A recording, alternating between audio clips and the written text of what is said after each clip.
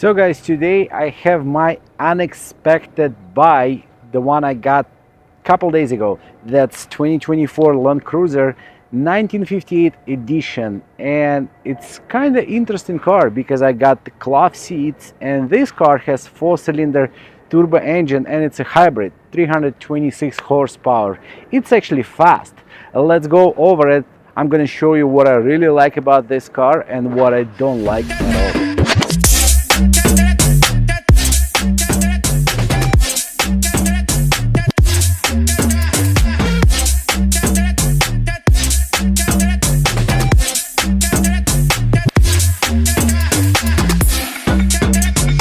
So this car remains in same square body, but what I don't like about this edition, that's the headlights, because I think they kind of ugly, and especially those rims with tires, I don't like it at all.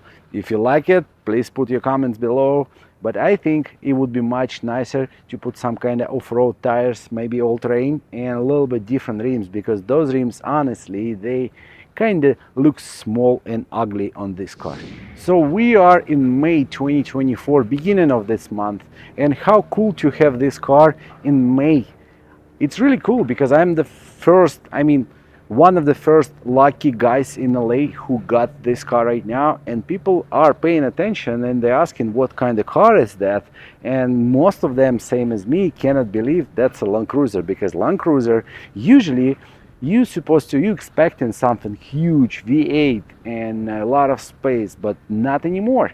This car looks like maybe, I would say, Highlander or something weird, but not supposed to be Land Cruiser. I know you probably did see those cars a lot at auto show, but when you see it alive, when you're driving it, touching it, it feels kind of weird for me.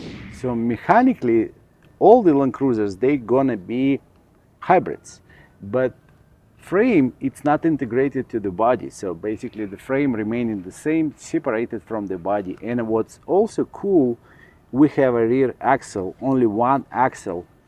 It's kind of old style. I wouldn't say it's cool, because the suspension is really tough, so it's jumping all the time. It's kind of bumpy, and especially on the freeway on those tires, the car is not sitting if you're going over 65 plus.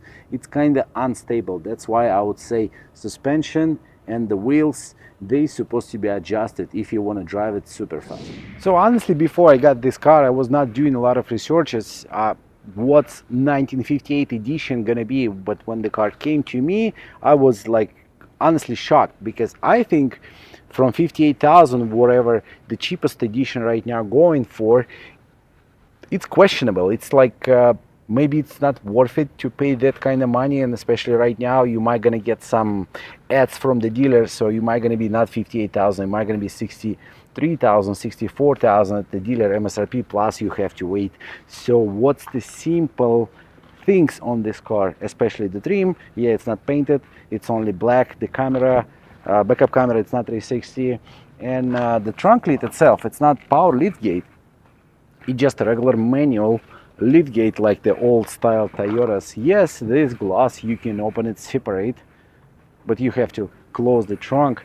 So we have a 5 seats, not third row, but I have a cup holders sitting right there on the side. Why need the cup holders if I don't have a seats on the back? That's a good question. So basically, in my opinion, this car is made for like the off-roading, or maybe for daily usage. Especially right now we have a 4-cylinder, so you can drive it more, and I think they're going to do the mass production, so it's not going to be the same as before Land Cruiser. It was kind of limited production for those cars. Maybe this car going to be more popular right now on the West Coast, and I think it's kind of cool to have those cloth seats. It is reminding me those cars from Japan from 90s, you know, it's kind of built tough, and it's just the old style, cool Toyota, the one everybody probably was waiting for. I was waiting for the Land Cruiser, believe me or not, but I was not expecting this car going to be so simple and so cheap inside and outside. I think still huge question about, is it worth 60,000 or not? So guys, to tell you what's the quality of this Toyota, look at this, and I'll show you right now how I made it. So that's the first aid kit. We're just gonna do it like that, and after I'm gonna pull it up. That's it. Why it's so bad? Why? So one more interesting thing about this car, how you're gonna drop the back seats if you want to put something huge inside the trunk. Basically there's a handle right there, you can reach it, but if you're somewhere not in California and your car it's not perfectly clean, what you have to do, you have to lay down in the trunk and do this. I don't need that. Come back to me. So it's kind of stupid. Why they didn't do any full handles on the side of this car? Again and again. Remember, this is not the 35 or 39 or $41,000 car. That's starting from 57, and probably you're not gonna buy this car right now for 57,000. You're gonna pay some additional money to that, and so 60,000 for the SUV like that. Is it worth it or not? Let me know in the comments below. So as an old style Toyota, they made this jack, but it's actually manual. I was thinking it's a hydraulic. The one is used to be the old style on the old Toyotas from Japan, but it's a manual one. So sad. But look how cool this jack. And if you all remember the old Toyotas, the way they used to do the hydraulic one, I think it was super cool stuff. So manual lift gate. So we can get an access to the trunk area by opening the window. Nothing special about it. A lot of Fords been doing it in the 90s. So Toyota decided to do it again. How cool is that to have an access? I think sometimes it's useless, but sometimes it's really helpful. Let me show you some interesting thing about this car, and actually all the new Toyotas, they doing the same. So you basically unlocking the door, right, or you pulling the handle, you start in the car, and when you start it, you turn on the AC, and for example, you're not unlocking all the doors, so you closing the door and you need to put something inside the car on the other side. You still have your key inside your pocket, so we are going to the other side. The car is running right now, the driver door is open, and I cannot open those doors. Even if I'm gonna push the button on the key, the door is gonna remain locked. What I have to do, I have to go back to the driver door and unlock all the doors. I mean, it's not a big deal, right? So you can unlock it before, but you might gonna need to jump from the car and go to this side and open the door and put something inside, maybe your kids or maybe some other stuff. But how stupid is this? What I cannot unlock all the doors by using the key when the car is running and only one door is open. I think it's stupid. What do you think? So this car, it's like a cool collaboration about simple, cheap parts and a simple way to do like a bumpers, you know, like the grills and some other stuff, but same time they have a cool technology like this hybrid and 2.4 four-cylinder engine. So both of them combine this car to 326 horsepower, and believe me or not, this car pulls really good. I was not expecting that. So under the hood, Toyota remaining the same. So simple and no covers. There is nothing to hide for Toyota. And guys, if actually you know who else using 2.4 turbo engine from Lexus or Toyota, let me know in the comments below. So interior, 1958, cheapest edition, but how cheap it's supposed to be with 60,000 price on it. So the cloth seat, like I say, it's kind of cool, but they are heated, but same time they look cheap and they feels cheap. It's a Toyota, maybe it's supposed to be this way. So 8-inch screen, it's kind of small, and to use this button and the scroll,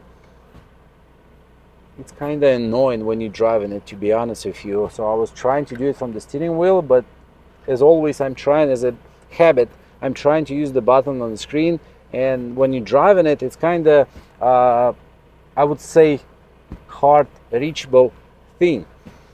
So we got two lockers, one for the rear axle and one for the central, for the diff, right? And we got the low and the high speed for the transfer case also.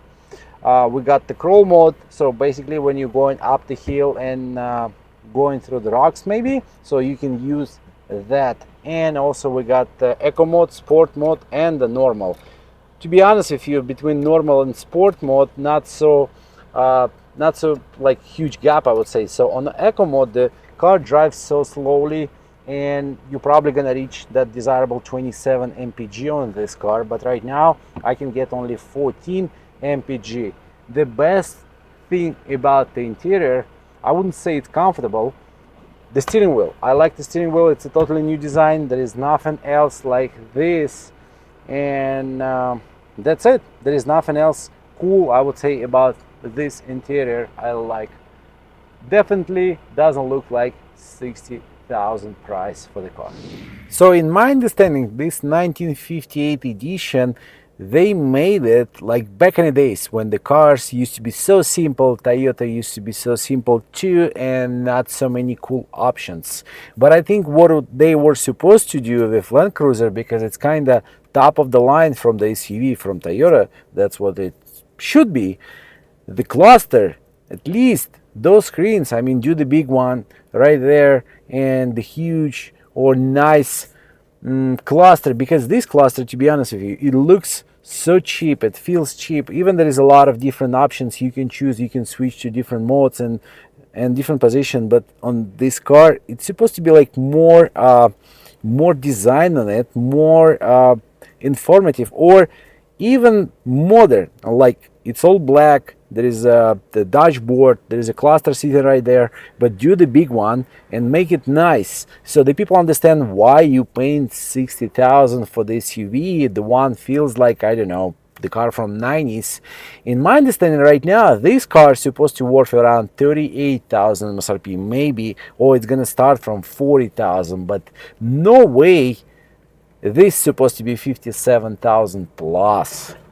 Just like no way. I cannot feel it, I cannot touch it. Usually when you touch a $60,000 car, you're gonna say yes, this car worth it. Definitely, it's a super powerful engine. You know, the transmission super complicated. You're probably gonna do the heavy off-roading, you might gonna pull something, but this car right now, it's not feeling this way. Maybe if I'm gonna take it off-road and somewhere in Santa Clarita, climb it up the hill and go down the hill, this car gonna show itself the way they build it, and that's why it's worth that money. But for now, I just cannot feel that money in this car. Whatever you're gonna tell me, it's not worth 60,000. So also, guys, did I mention the driver's seat has a manual adjustments? If I didn't tell you that, I'm telling you right now. It's a manual adjustments for the front seat for the $60,000 car. So on the back we got the climate control.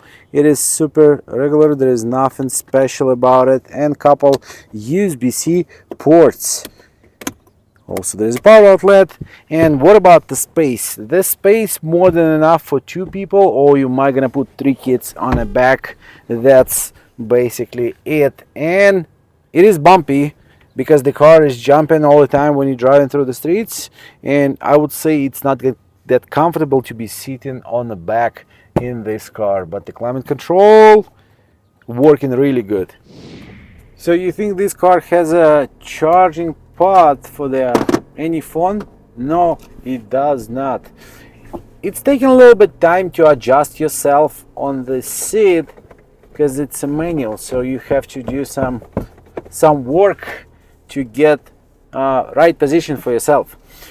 And now I got it. I got an idea of this car, but what is supposed to be on the top of that, it's supposed to be manual transmission, not automatic, and they don't have that option. If it's possible somehow to order it from the factory, maybe somehow you're gonna get manual Land Cruiser.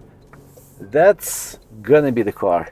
That's gonna be the right setup. So you have 2.4 turbo engine, hybrid, and you're gonna get the manual transmission with locker for the differentials. That car, it's gonna be super cool, insane. I would buy that. Why I bought this car? Still good question. So this car supposed to be 0 to 60 for 6 seconds. And from the beginning, it feels like this car gonna make it for 4 seconds, maybe 5, but after like 40-45 miles an hour, it's kind of slowing down. That's why they claiming it 6, but in reality I think it would take 7-8 seconds to reach 0-60. So, and as normal right now, all new Toyotas 2.5, as I have a lot of Camrys, and this 2.4, the engine itself, when it's running, feels like it's a diesel engine, but the Toyota claiming you have to drive at least 5,000-6,000 miles, so it's gonna break through and the noise gonna go away. None of the new Toyotas noise gone, and it's still doing the same, like something broken inside, and the engine gonna stop working any second. I don't know, but it just feeling different, just feels weird. Right.